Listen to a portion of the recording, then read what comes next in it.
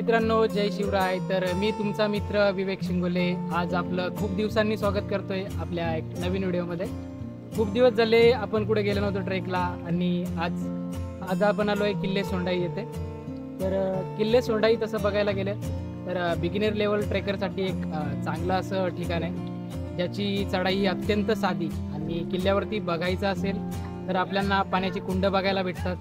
त्यानंतर आई सोंडाई देवीचं मंदिर आहे आणि काही पुरातन अवशेष आहेत। चला तर आज या ट्रेकला सुरुवात करूया। तुम्ही जर कर्जतवरून सोंडाई किल्ल्यासाठी जात असाल तर कर्जत ते सोंडाई हे साधारण 10 किलोमीटरचं अंतर आहे। मोरबे धरणाचा जलाशय डाव्या बाजूला ठेवून रस्त्याच्या कडेकडेने आम्ही किल्ल्याकडे मार्गस्थ झालो।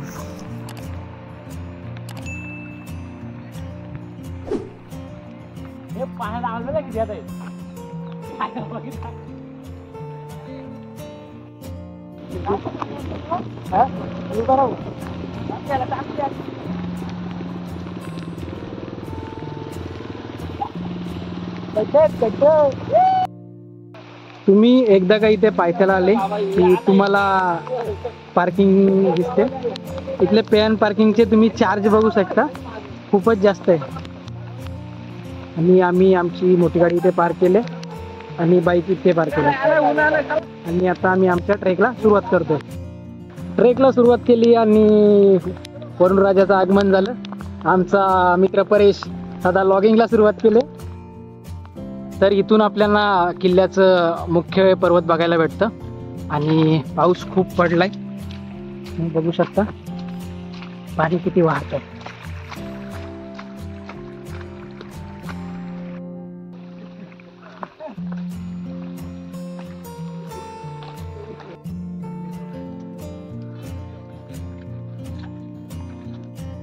तर पायथ्याशी आल्यानंतर इथे दुर्ग सोंडाई म्हणून असा एक बोर्ड लावलेला आहे आणि त्याच्यावरती काही महत्त्वाच्या सूचना दिलेल्या आहेत। तर नक्कीच जेव्हा तुम्ही एखाद्या किल्ल्यावरती किंवा एखाद्या पवित्र भूमीवरती जाता तेव्हा तिथलं पावित्र्य राखण्याची एक जबाबदारी आपल्यावरती असते आणि त्या जबाबदारीची जाणीव या बोर्डांच्या माध्यमातून केलेली आहे।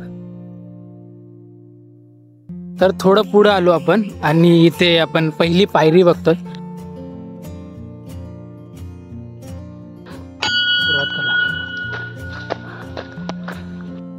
इथे एक शाळेची सहल आली आहे आणि इतक्या लहान वयात या मुलांना दुर्ग संवर्धन आणि दुर्ग भणगणतीचं वेड लावलं जातंय।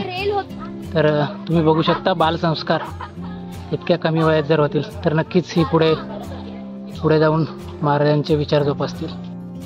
तर इथे थोडा रिस्की पाहिजे, म्हणजे आता पावसाचे पाणी असल्यामुळे शेवाल तयार झालंय।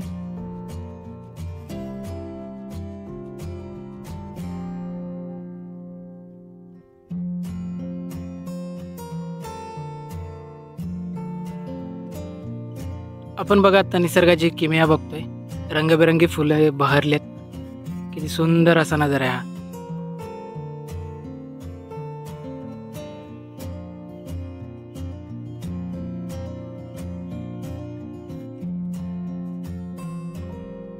रस्त्याच्या दोन्ही बाजूला मस्त असं गवत आहे आणि या साईडला जर तुम्ही बघितलं तर किती सुंदर असा नजारा दिसतोय। धुकं पडलंय आणि मोरबे धरणाचा परिसर दिसतोय, आल्हाददायी असं वातावरण आहे।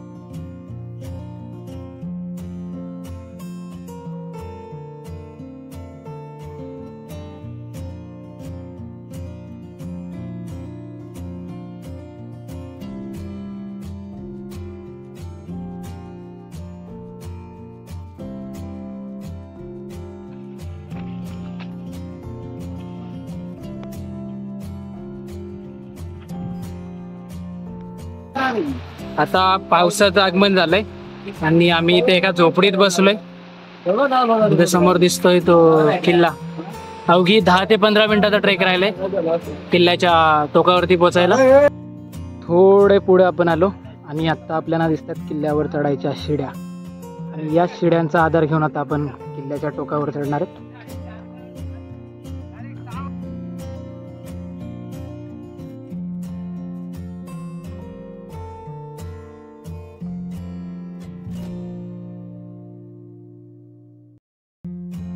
इथे थोडं पुढे आलो की आपण पाण्याची टाकं बघतोय, जे किल्ल्यावरील बघण्यासारखं पहिल्या क्रमांकाचं बघा 2 पाण्याचे टाक आहेत. यातील पाणी आपण उन्हाळी पिण्यायोग्य वापरू शकतो.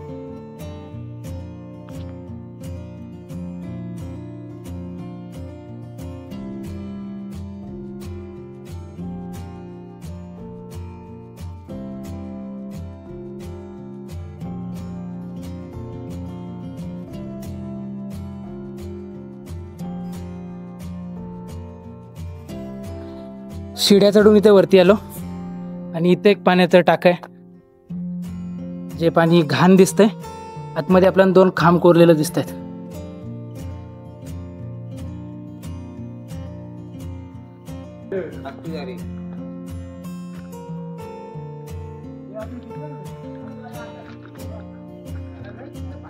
इथे पुढे आलं की आपल्याला एक मंदिर दिसतंय. आता आम्ही किल्ल्यावर येऊन पोहोचलोय, पण धुक्याचं प्रमाण इतकं आहे की समोरचं काहीच दिसत नाहीये. सगळं अदृश्य आहे आणि ही शिडी थोडी हालते. मी इथून किल्ल्याच्या 4ही बाजूला जरी बघितलं ती दाट धुक्याची चादर पसरली. थोडं वरती आल्यानंतर आपल्याला इथे ध्वजस्तंभ पाहायला मिळतोय. आता धुकं आहे त्याच्यामुळे तुम्हाला दिसण्यास थोडा प्रॉब्लेम येत असेल.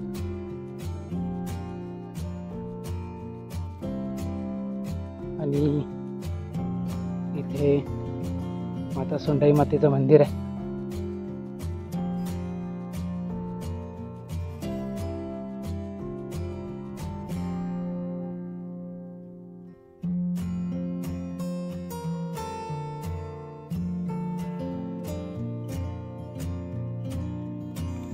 तर तब्बल पाऊण ते 1 तासाचं अंतर पार करून आता आपण येऊन पोचलोय किल्ल्याच्या टोकावरती. तर किल्ल्याच्या टोकावरती आल्यानंतर आपल्याला माता सोनाई मातेचं मंदिर दिसतंय. या देवीची इथल्या स्थानिक लोकांची आणि येथील स्थानिक आदिवासी लोकांची अपरंपार अशी श्रद्धा आहे. त्यामुळे जेव्हा पण तुम्ही अशा किल्ल्यावरती येता तेव्हा स्थानिक देवदेवता मंदिर यांचं पावित्र्य राखा.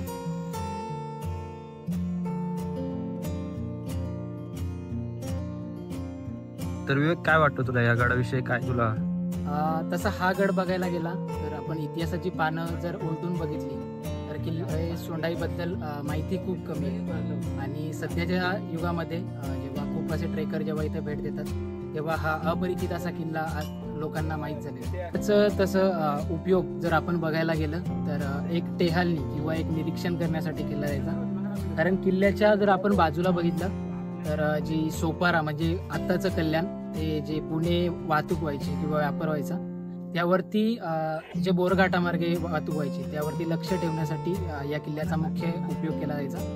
किल्ल्यावरती तशी बघायला गेली तर असं बांधकाम नाहीये की तटबंदी सुद्धा सध्या अस्तित्वात नाहीये. एक उंच असा बुरुज आणि पर्वत त्याचा उपयोग टेहालनीसाठी म्हणून हा किल्ला सोंडाईचा वापर व्हायचा. तर आम्ही जेव्हा येऊन पोहोचलो तेव्हा इथे खूप असं तर धुकं दाट धुकं पसरले. 4ही बाजूने धुकं आहे. त्यामुळे नक्कीच व्हिडिओ बनवताना थोडा अडथळा येतोय. तर पण इथे थांबतोय. जय शिवराय.